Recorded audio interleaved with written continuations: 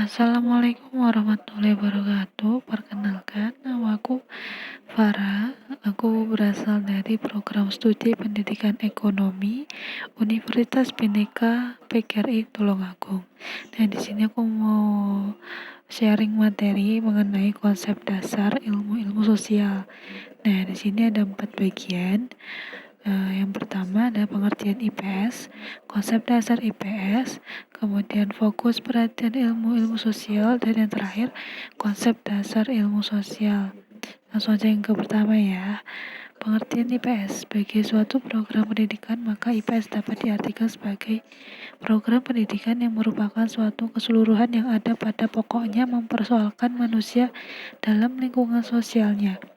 Bahannya diambil dari berbagai ilmu sosial seperti geografi, sejarah, ekonomi, antropologi, sosiologi, ilmu politik, dan psikologi, serta realita masyarakat sendiri. Pada dasarnya, IPS merupakan penyederhanaan dari materi-materi sosial untuk keperluan pengajaran di sekolah. Dengan penyederhanaan materi tersebut, maka para siswa dengan mudah dapat melihat, mengenali, dan memahami gejala yang ada dalam masyarakat. Seperti yang telah dikemukakan bahwa masalah yang ada dalam masyarakat itu bersifat kompleks dan saling berhubungan satu sama lain. Pendekatan yang dipergunakan IPS ialah pendekatan terpadu. Kemudian lanjut ke konsep dasar IPS. Nah, di sini pada bagian ini kita akan membahas tentang konsep dasar yang merupakan suatu gagasan umum yang biasanya dirumuskan dalam satu kata atau ungkapan yang berguna untuk mengidentifikasikan sekelompok orang, hal, tindakan, atau hubungan yang memiliki ciri-ciri tertentu yang sama. Melalui petunjuk konsep dasar IPS yang menjelaskan tentang manusia dan masyarakat sebagai inti IPS, kita akan memiliki acuan atau referensi dalam pelaksanaan kurikulum IPS dalam proses belajar mengajar.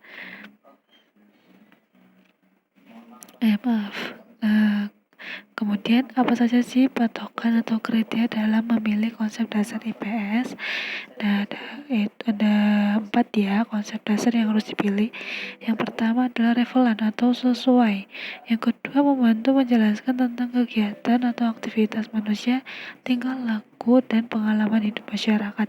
Yang ketiga membantu anak agar memahami lingkungan sosialnya.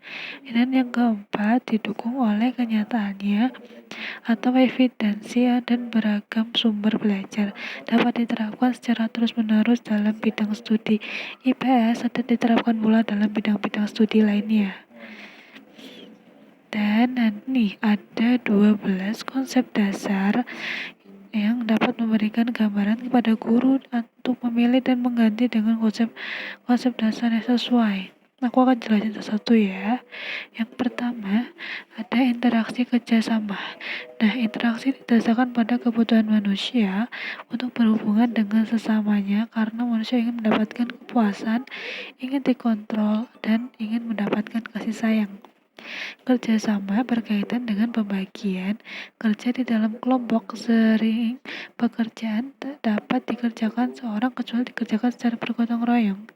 Kemudian yang kedua yaitu saling ketergantungan. Nah, manusia saling bergantungan dalam beragam cara, mulai dari pemeliharaan atau perawatan dan dukungan perasaan sampai pada pertukaran barang dan jasa. Manusia tidak akan dapat hidup sendirian secara layak. Konsep ketiga adalah kesinambungan dan perubahan atau continuity atau change. Kesinambungan terjadi dalam berbagai aspek kehidupan masyarakat. Individu kelompok dalam masyarakat mengalami perubahan, tak ada yang berhenti berproses. Kebudayaan bermasyarakat pun berubah kecil atau besar. Kelompoknya dan masyarakat pun berubah dalam perjalanan waktu. Perubahan sosial dapat terjadi karena politik, ekonomi, atau teknologi, dan skala perubahan itu pun berbeda-beda. Kemudian konsep yang keempat adalah keragaman atau kesamaan atau perbedaan. Walau manusia berbeda-beda, ada kesamaan. Misalnya setiap manusia memiliki derajat dan martabat manusiawi serta kebutuhan dasar yang sama, yaitu sandang, pangan, papan, keselamatan jiwa, dan harta milik. Serta kehormatan dan keinginan dihargai, kesempatan mengembangkan diri, dan kasih sayang, dan juga cinta. Dalam kehidupan bermasyarakat, ada perbedaan dalam berbagai aspek. Kemudian konsep yang kelima adalah konflik atau konsensus. Nah, konflik ini dapat terjadi antara individu dengan individu, antara individu dan kelompok atau kelompok dengan kelompok. Konflik dapat terwujud pertengkaran antara anak-anak sampai pada skala yang sangat luas, yaitu perang dunia. Berbagai cara membatasi dan mengatasi konflik serta menghindarinya, antara lain melalui sistem pengendalian sosial seperti pemberian nasihat, ajakan, atau bimbingan. Kemudian konsep yang keenam ada evolusi atau adaptasi. Nah, dalam proses perubahan suatu masyarakat dan kebudayaannya yang berjalan sangat lambat terjadi adaptasi. Kemudian yang ketujuh adalah pola. Pola dapat diartikan sebagai suatu corak atau model yang ditiru yang terulang. Dalam kehidupan sehari-hari ada pola yang dimiliki masyarakat dan menata alat-alat makan, meja, dalam membuat jendela rumah dan meniru bentuk rumah. Kemudian yang kedelapan, tempat. Tiap benda mati, makhluk hidup yang bergerak maupun itu semua membutuhkan tempat. Nah, jadi contoh yang selanjutnya, konsep yang kesembilan adalah kekuasaan atau wewenang. Kekuasaan atau power adalah kemampuan membuat orang-orang lain melakukan sesuai dengan yang dikehendakinya. Pada kebanyakan kelompok sosial, kekuasaannya dipegang oleh seorang individu atau suatu kelompok dan terbagi secara tidak merata. Kekuasaan dan wewenang dapat dimiliki oleh orang yang sama, tetapi terjadi pula kekuasaan tanpa wewenang dari wewenang tanpa kekuasaan. Dan yang ke-10 ada nilai atau kepercayaan. Nilai itu adalah suatu yang baik karena itu dimiliki, diraih, atau dicapai orang. Dan sedangkan kepercayaan di sini tuh termasuk dalam kategori beliefs, bukan faith ya. Jadi bukan faith sebagai kepercayaan agama. Kemudian yang ke-11 adalah sebab atau akibat. Sekalian terjadi mempunyai sebab, didasari atau tidak. Rangsangan stimulus menimbulkan tanggapan, responsi, aksi menimbulkan reaksi. Nah, kemudian yang terakhir ada keadilan atau pemerataan. Nah, keadilan adalah keadilan yang tercapai karena orang memberikan hak kepada yang berhak mendapatkannya. Seorang guru berhak atas gajinya, atau kalau gajinya dipotong tanpa persetujuan guru itu maka tidak itu untuk melanggar. Nah, pemerataan hubungan dengan keadilan sosial agar rakyat banyak dapat terpenuhi. Kemudian tiadanya pemerataan bertentangan dengan keadilan sosial, dan keadaan ini dapat menimbulkan banyak akibat kecemburuan sosial.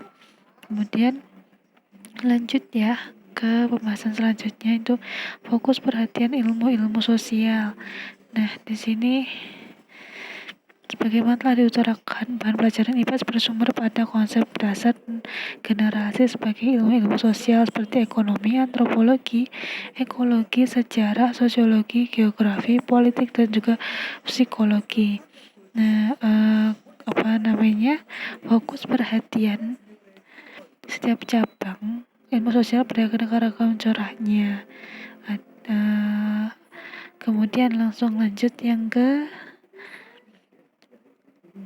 konsep dasar ilmu sosial. Nah, di sini ada 7 konsep dasar ilmu-ilmu sosial. Aku jelasin satu-satu ya. Ekonomi. Ekonomi itu konsep dasarnya adalah produksi barang dan jasa, ketergantungan pertukaran, pembagian kerja, konsumsi, ada sistem moneter dan permintaan. Kemudian ada politik.